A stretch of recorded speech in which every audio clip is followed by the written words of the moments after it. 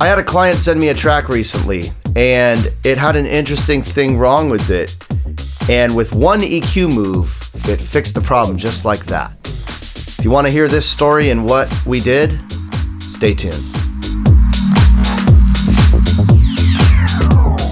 Hello everyone, and welcome to Distinct Mastering. My name is Freddie. I'm a mastering engineer, producer, DJ, and president of Sleeping Giant Music. For over 2 decades, I've helped artists grow their careers, and now I'm here to help you with your music production skills. If you'd like a free stereo mastered sample from me, check the link below in my description. Now let's chat about this one issue I had with a client's track and what we did to solve it.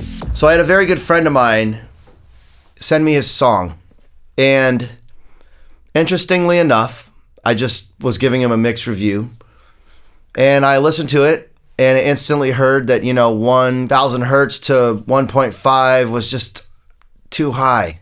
Sounded a little telephony.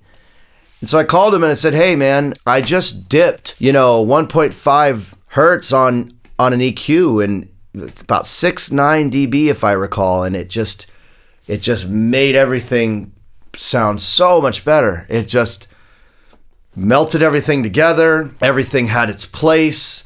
But when you bypassed that EQ, it was back to his version of the mix. And, I have trained ears. I can hear frequencies, and obviously some people can or can't do that. And I'm not, trying to say I'm better than everybody, but just that one EQ dip made the mix sparkle.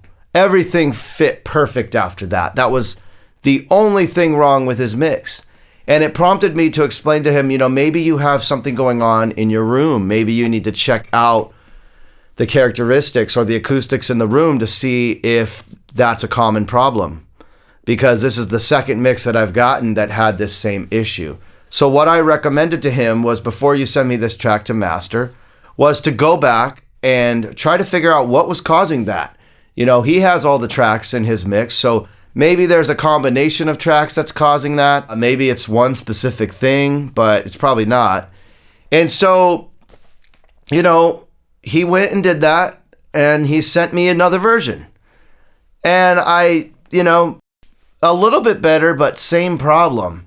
Interestingly enough, when I did the master, it wasn't as bad, but I still dipped a little in that area. And I called him and told him, there's the same problem was still happening here in this mix. Although I was able to fix it for you, I still believe that there's something wrong with your acoustics.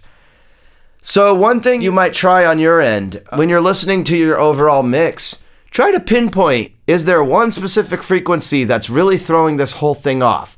Maybe you have a little too much 200 and it's making it a little boxy or boomy.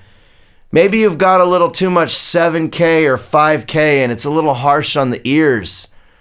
Maybe it sounds a little wonky and it's a little telephone sounding and you got too much 1K. There could be a lot of little things that are going on. So sometimes you might just want to try to find that one specific area that might need to just be dipped down, and then all of a sudden the whole mix comes together.